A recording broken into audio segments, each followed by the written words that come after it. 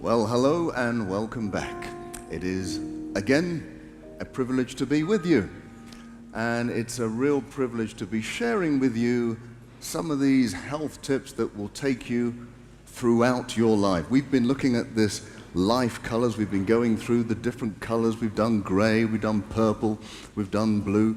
Today we're going to do a very important topic, cancer. It is the green topic, and I am sure that all of us, you at home, wherever you may be, you know somebody who's had cancer. But I want to take you back to the 1970s, and the Premier of China was dying from liver cancer. Now, he did something very interesting. As he was dying, he wanted to find out, why are people in China dying from cancer? Very good. On your deathbed, you want to find out how can he help the rest of his nation. So what he did a survey right the way throughout China. And you know, one of the great things about having a totalitarian system, everybody had to answer the questionnaire. No one was allowed to say no. So they went throughout the whole of China. This is the largest study that's ever been done on human beings about health. It's so big that it took over 880 million people were involved. The study was so large that over 650,000 researchers were used. I mean, if you had a study that just had 650,000 subjects, that would be big. But this was the number of researchers. And what did they find out? They discovered that when you go throughout China, there are different rates of cancer in adjacent places. Some places had incredibly high rates of cancer like we have in the West, in America and Europe, like 1 in 3, 1 in 2. But right next door, people had very low rates of cancer, almost no rates of cancer. 1 in 100,000, 1 in 200,000. And they scratched their heads and they said, well, what is going on? They did more experiments, more tests, and they discovered something. The richest parts of China had the highest rates of cancer. The poorest parts of China had the lowest rates of cancer. They couldn't understand that. They kept doing research work and they came up with some conclusions. Now, this is the China study. You may have heard of it. As I say, the biggest study ever done on human health. The take-home message was, the more animal fat, the more protein from animals, the greater the risk of cancer. Now, here's something that may surprise you, especially cow's milk. I'll just let that sink in. So cow's milk, they discovered, caused cancer. Wow. Well, let me tell you, all of the researchers didn't believe it because they're all meat eaters, milk drinkers, so they did more experiments. They said, well, look, let's try out this test. And they tested a load of mice. They got 1,000 mice. They injected them with something called aflatoxin. This is a peanut toxin. If you inject a mouse with aflatoxin, all of them will get liver cancer. So they injected them, they all got liver cancer, they all died.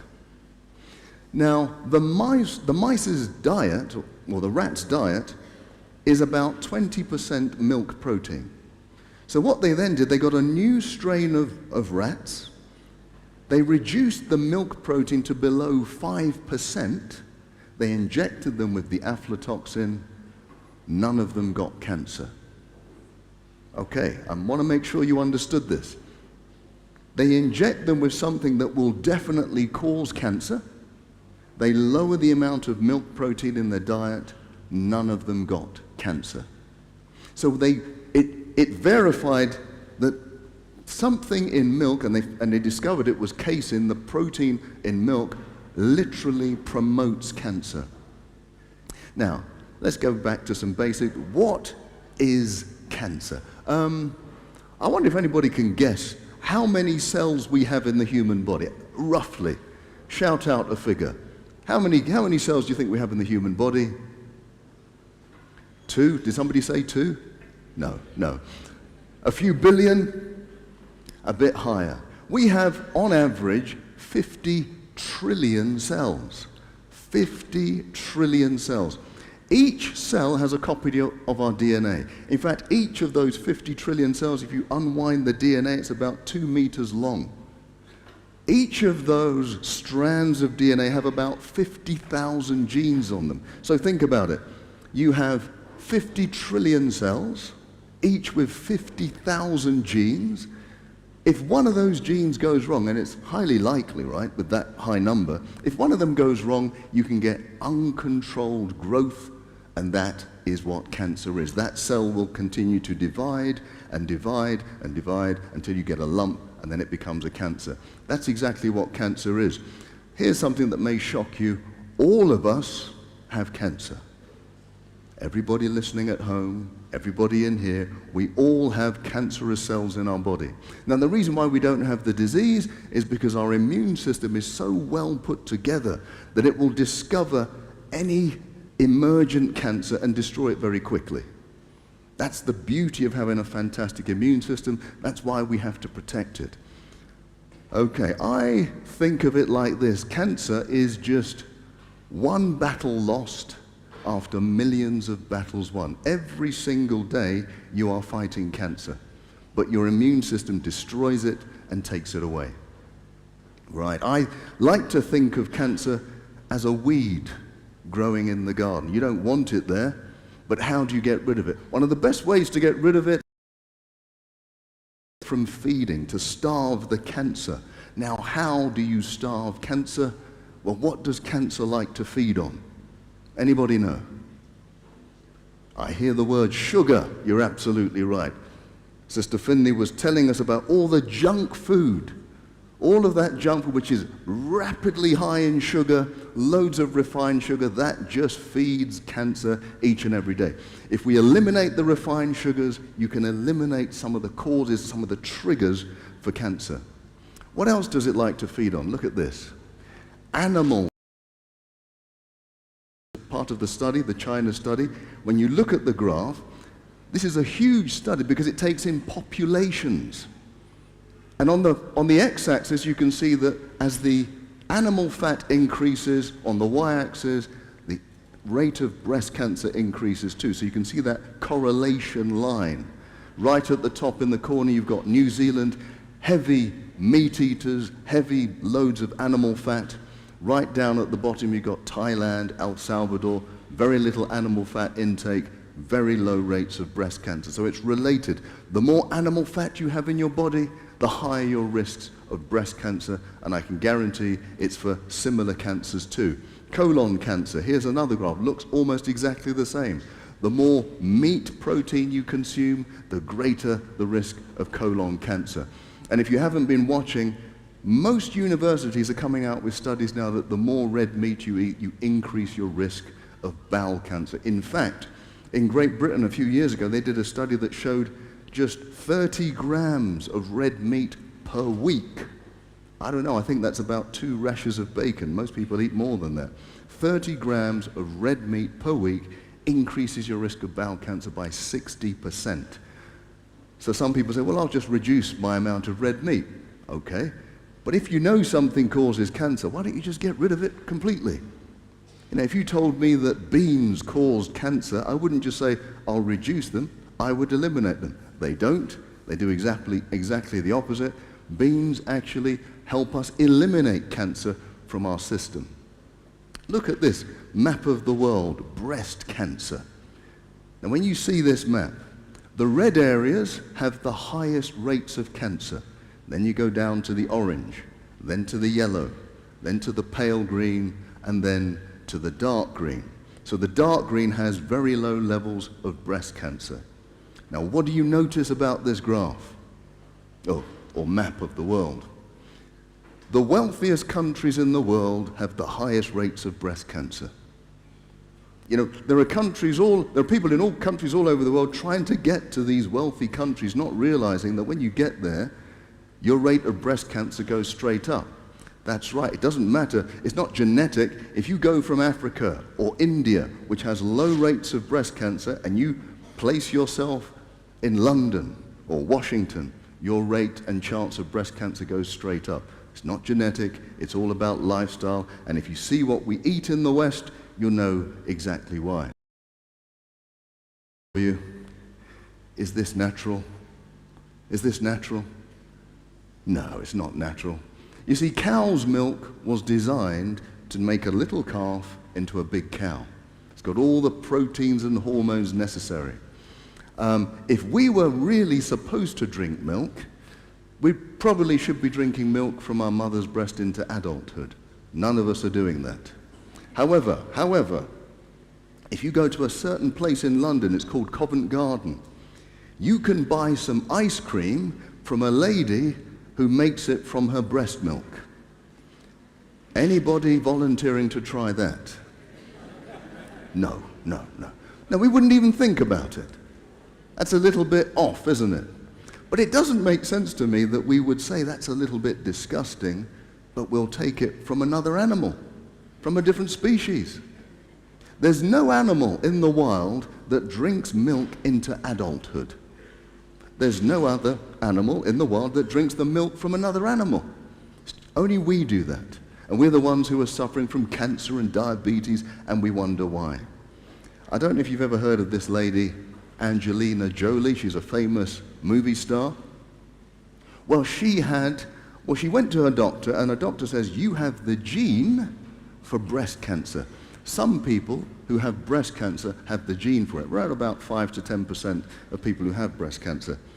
So her doctor told her this, and so she said, look, I don't want to get breast cancer, so what I'm going to do is have a mastectomy. I'm going to remove my breast before the cancer comes. I guess you can understand that. But what her doctor didn't know, and this is what I would have told her, is look, there have been studies done for years about breast cancer and the gene for breast cancer. And look at this. It says that women who have the defective gene for breast cancer, if they were born before 1940, their risk of breast cancer by the age of 50 is 24%. If they were born after 1940, it goes up to 67%. Why should that be? Any ideas? Do you know at home? Look, the most important thing, what is that date, 1940, by the way? What was going on then? The Second World War. So this was a British study. I don't know if you've ever seen pictures of Britain during the 1940s, but Britain looked very poor. It was so poor, we had to ration our food. You could not have loads of sugar and chocolate and cakes. It was just ration. You could probably have about this much sugar for a whole month. There was no obesity. There was no breast cancer. There was no diabetes. There was no high blood pressure. It's only after, when I see children now going to school, they've got a big can of Coke in the hand and a big bar of chocolate in the other hand, and that's what's increased our risk of breast cancer and other cancers. Look, I'm not suggesting that we need another war to get rid of cancer. I'm not saying that. Please don't quote me. But what I am saying is if we just ate a little bit poorer, do you know what I mean? Like the poor people of China who didn't get the cancer, but the rich people of China had the cancer. Just because it's available, we don't have to have it. When I go to the supermarkets these days, most of the aisles of the supermarket, I can't eat or drink anything. The only ones I've got is the water and the fruit and vegetables. That's about it. Everything else is just temptation for me. I told you about my sugar addiction, you know, but you're not judging. Fantastic. Okay, moving on. How do I prevent cancer? That's what we want to know, right? Because you know people who've got cancer, had cancer. How can I prevent myself from getting it? Well, you got to listen to Sister Finley. You got to listen to Pastor Mbaga, what they've been saying over the past few days. Look, exercise, drink the water, have a healthy plant-based diet. Yesterday, Pastor Mbaga, maybe I should call him Dr. Mbaga, he was talking about stress. If you deal with your relationships, bringing down your cortisol levels. Cortisol wipes out the immune system. I've said to you that it's the immune system that picks up cancer early. Now, if you're having arguments every night, did you know that your immune system just gets wiped out completely for 24 hours? Now, imagine if you're having these arguments every single night. All of that stress, your immune system goes to sleep. All of these cancers that would have been picked up are now growing and growing until you have the disease. So, what can I do? I would add to that healthy lifestyle. For all of us, we should be on a high level of vitamin D3, especially we as black people, even though we're living in a hot country here, we should have high doses of vitamin D3 because most people get vitamin D from the sun. The sun hits the skin, converts cholesterol into vitamin D, and then it does all of its good work. But most of us don't spend a lot of time in the sun. We go from our air-conditioned home to our air-conditioned car to our air-conditioned office. We're not out in the sun enough. We need high levels of vitamin D3, and I would also add to that a minimal level of vitamin C, 2 grams a day. So adding to the healthy lifestyle, all that has been talked about since we've been here, the water, the exercise, the diet, you need to add these things to improve your chances of not getting cancer. What on earth do I do if I have cancer? Here's the key. And if you know somebody with cancer, this is quite relevant to you. The first thing I will say to you is get some treatment. I've told you over the past few days that, look, you can reverse type 2 diabetes. You can reverse high blood pressure, heart disease. I'll tell you later that you can reverse arthritis and many diseases by following simple steps. With cancer, yes, you'll need lifestyle treatment, but you will need hospital treatment too, right? You will need to see a professional. If you have a tumor, it will need to be removed. So don't just think, oh, well, I'll just go it alone. Don't go it alone, get treatment. But be active in the treatment. When the doctor says to you, this is what we want to do, ask questions about it. Doctor, what is the chances that it will improve if I take this treatment? And if I don't take the treatment, what are the chances that it will get worse? They will have those numbers for your cancer for you. And if they don't have it, tell them to find out before you make the decision. Sometimes they talk about chemotherapy. Very few people want chemotherapy. Well, always ask them, is it possible to have immunotherapy? Always ask that question. Immunotherapy has been developed over the last 10 years, and what it does, it uses your own immune system to target the cancer. It has very few, if any, side effects because it's using your own elements. So, think about it. Don't just accept everything. Absolutely be questioning. Now people say, but what about prayer and going the natural way? I get this a lot, and I do want you to understand me. God answers prayer, doesn't he? He can cure any disease. He's done it, and he is doing it. Some of you may have testimonies. But what we shouldn't be is arrogant enough to say how he's going to cure us. So unless God has told you exactly how he's going to cure you, he's told you personally, it may be that through the doctors and the medication, that's how you're going to be cured. Now, just in case you think I'm just talking off my own head, do you remember that King Hezekiah? Remember Hezekiah? He was a good king. God sent Isaiah to him to say, look, get your affairs in order, King Hezekiah. You are going to die. Not good news. Hezekiah wasn't happy about it. He turned his face to the wall, wept, prayed to the Lord. And as Isaiah was on his way out of the palace, he was told by God, go back and give him a new message. He said, look, I'm going to give you 15 more years. You are going to live. You are healed. You remember that story, right? Okay. Now, if God says you're healed, right? He doesn't have to do anything. He just speaks it and it's done. But what happened to Isaiah? Isaiah said to him, look, take a lump of figs So they took, laid it on the boil, and then King Hezekiah recovered. So God said he was healed, but then he used the medicine of the day to actually heal him. It didn't just come just by prayer.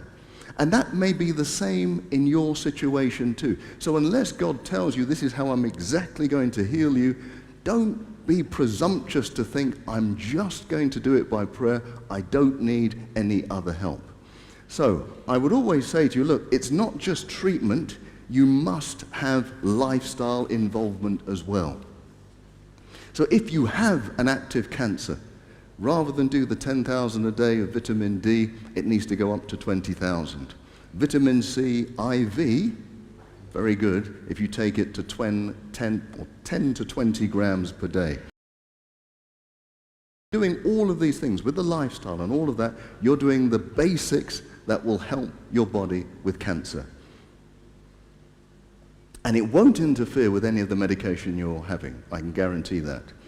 Now, if you have to go down the chemotherapy route, and it's never a great thing to have chemotherapy, but what you are able to do to reduce all of those side effects is to fast. It has been shown that if you fast for 2 days before, 1 day after your chemotherapy session, the chemotherapy targets specifically the cancer and leaves your other cells alone. The symptoms, the side effects of chemotherapy is when it hits the good cells, like your gut and your hair and everything starts to fall out. So if you fast before, what it does is slow down the metabolism of your normal cells. Your cancerous cells, they keep racing along and they keep feeding. So it will pick up the chemotherapy a lot quicker and it will destroy the cancer with fewer and fewer side effects.